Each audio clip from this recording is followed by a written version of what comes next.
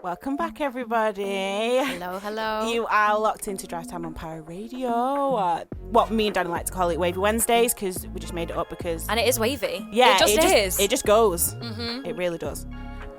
Welcome back, guys. If you've just joined, we've got Roxanna. Hello, guys. Yeah, I've literally loved having you. Oh, it's been so fun. We've been speaking all about spirituality. You've taught us so much. Yeah. I'm loving it. But something we like to do on here, we like to get people to just give us any questions that they have and ask for advice or have our take on things. So I've got a few that I think we could all answer, get your perspective on. That'll be good.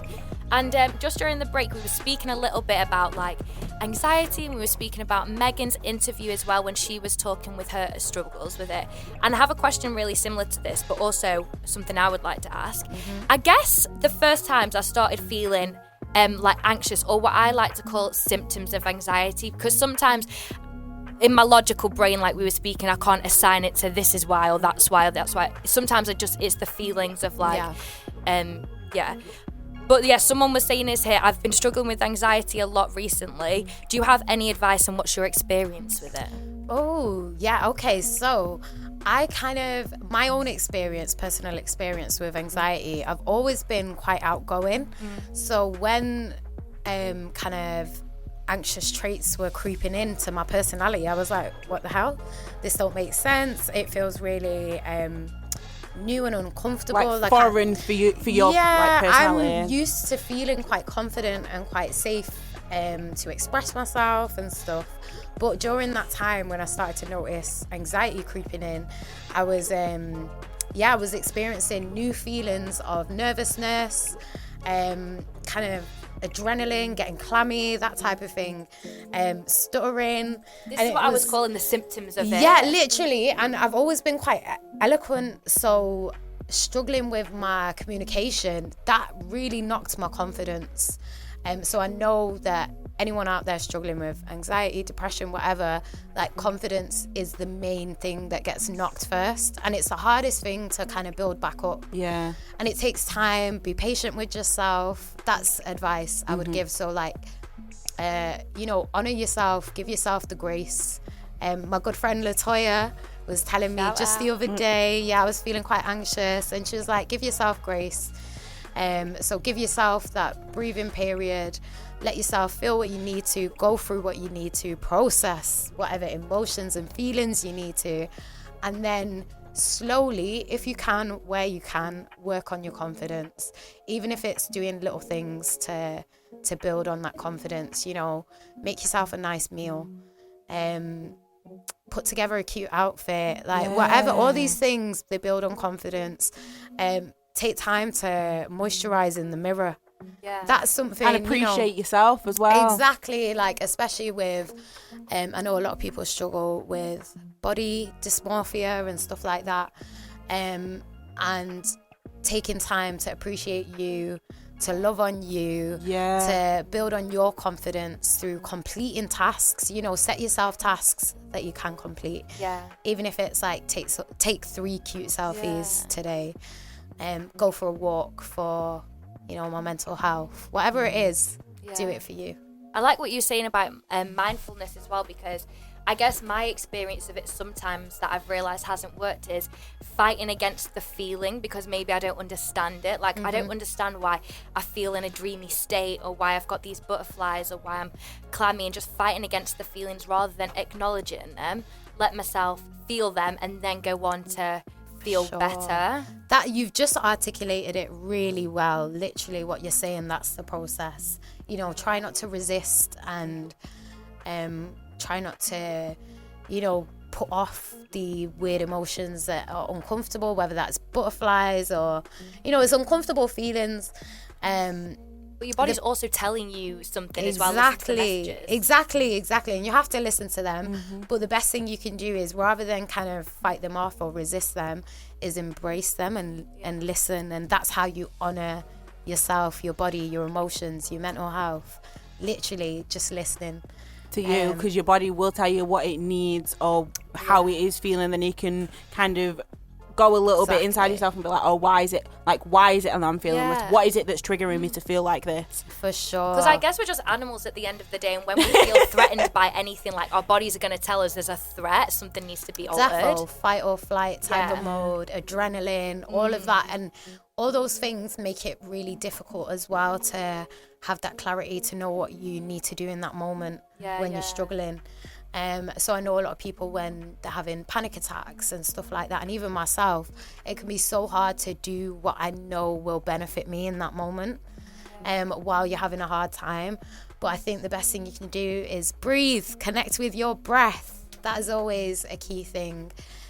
Even if it's something, you know, that it's not like you're having manic panic attacks or anything, and it's just general anxiety that you kind of struggle with daily. Connecting with your breath is a big thing in spiritual practice. It's a big thing when you look into, you know, like holistic healing and stuff like that. Just connect with your breath. Connecting with your breath will give you the time, the space, the patience you need to listen to yourself and what your body needs. Oh, I love that. Just get back to basics. For sure. We don't realize how much power the breath holds. I think even just like being near water as well, because I'm a water sign, so whenever I do find myself feeling anxious or like connecting with the elements, I just feel like properly out of all sorts. I'm like, right, I need to be by water right now. Exactly. No, for sure. Oh, that was really interesting. I like that. Well, so like in terms of like self-care and stuff, what does Roxanna's self-care routine look like? I've got a big self-care routine. I can't wait to hear this. Yeah, because I've been dying to ask you this question. Yeah, because I do what I do, I have to take, so doing spiritual readings, it's really draining. If you've ever watched like an anime or a cartoon, it's like chakras are being drained type of vibe. I hope that gives some context. So I have to really fill myself back up with the self-care. For me, self-care is things like, it's like, what would you call it? What's the word? To preserve yourself. Do you know what I mean? I like do you said, this, fill yourself back up. Literally, I do this to maintain myself, and I do this so I can give back, whether that be through readings or creatively, whatever, the art I make. So I do like the classic things: face masks, baths. You know, fill that bath up. Get Crystals. the oils, crystals. In terms of oils, I like essential oils. Aromatherapy is a good way to kind of reconnect, ground yourself, heal, recharge, all of that. So yeah, there's like body care, taking time to, I even do things like massage my ankles, my shoulders, my own head. There's like pressure points in the for sure, on your wrist or here. And literally, if you look into doing things like looking into reflexology, and connecting more with my body, making sure my health is on point, mind, body, soul type of thing. So I keep myself clean, obviously. I keep my thoughts as clean as I can, lol. And then, try and keep your body clean with what you're putting in it and stuff. Drink that water. That's a big self-care. Stay hydrated. So I actually have type 1 diabetes as well. I don't know if you guys know this. No, this is new facts for us. So I have a health condition. I've had it since I was 16.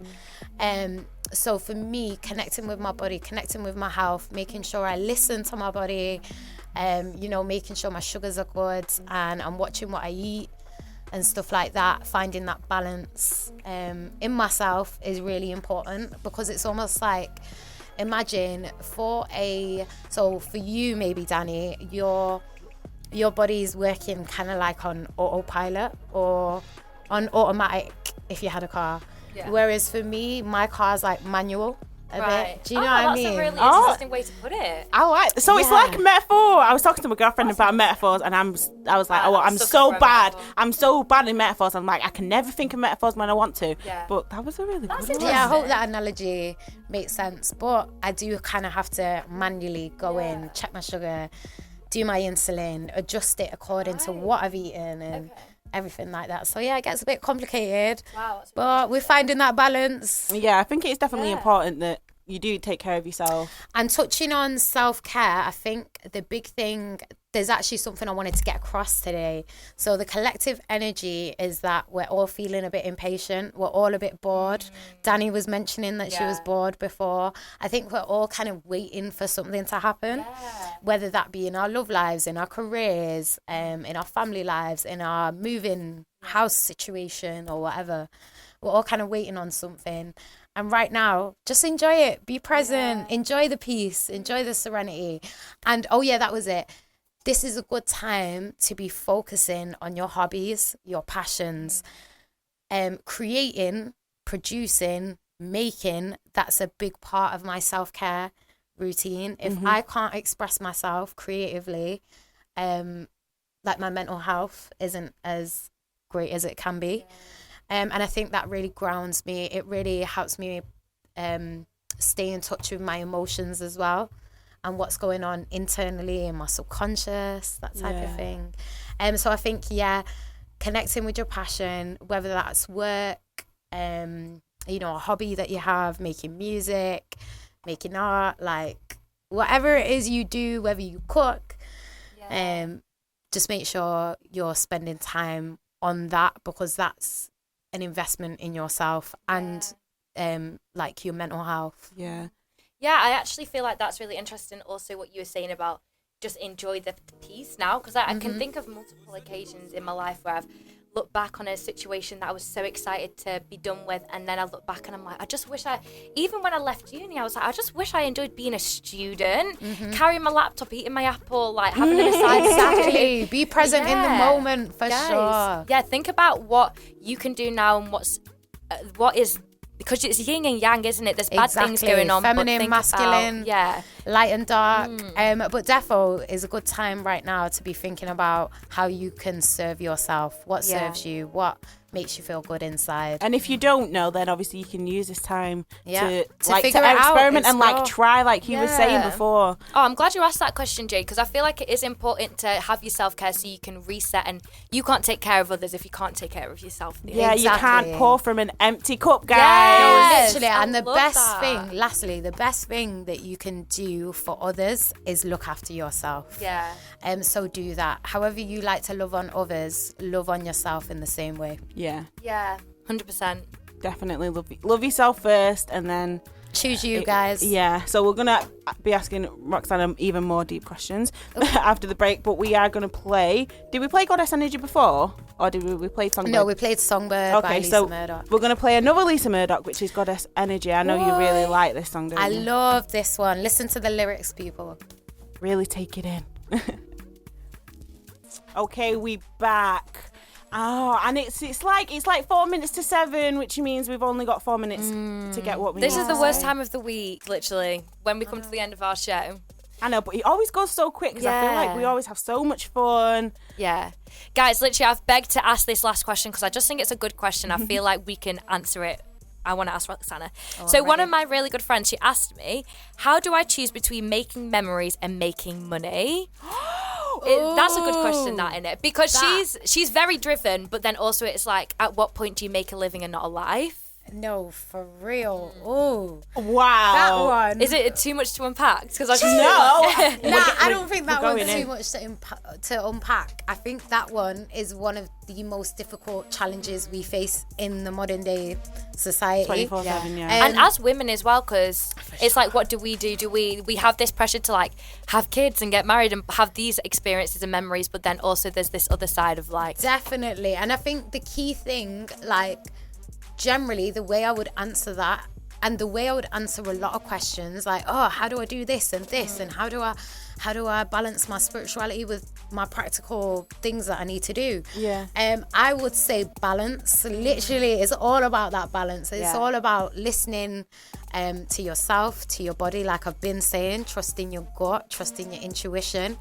If it's a case where you feel like, oh my God, I really need to go to this work opportunity and I really feel that strongly, then go. Do you know what I mean? Go do that. But if you really feel like, you know what, today's not the day for me, I can't focus my mind on work. I would actually rather go to the park with my son, or go and meet my friend and have a drink, whatever.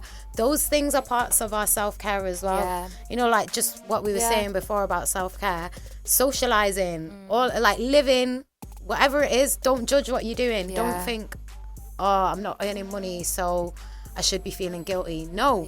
If you're living, if you're making memories, enjoy yourself. Don't punish yourself because if you're not where you wanted to be or whatever. Like that's the like I've punished myself in the past when I feel like I've not been where I wanted to, or for sure. And I think that's a symptom of hustle culture as well that we live in at the minute. Yeah, like it's you're constantly told that if you're not out there getting the bag, then who even are you? What's your worth? But no, you decide your worth. If you feel worthy by cooking an amazing pasta bake or whatever, like whatever it is, whatever makes you feel worthy, whatever makes you feel good, go with that. And just try and listen to yourself in the moment. Don't be like, right, the whole month I'm going to focus on getting my coin. Think about how you feel every time. And when you go to the grave, you're not taking any of that. You're not taking any of the money or anything. Literally. So just live your life. Yeah. Live your life. That is the moral of today is Wavy Wednesday. Live your life. Listen to yourself. I love that. But thank you guys as well for listening. If you want to know more about what I do or whatever, you can find me on Instagram, Roxanna Devi, RoxannaDevi.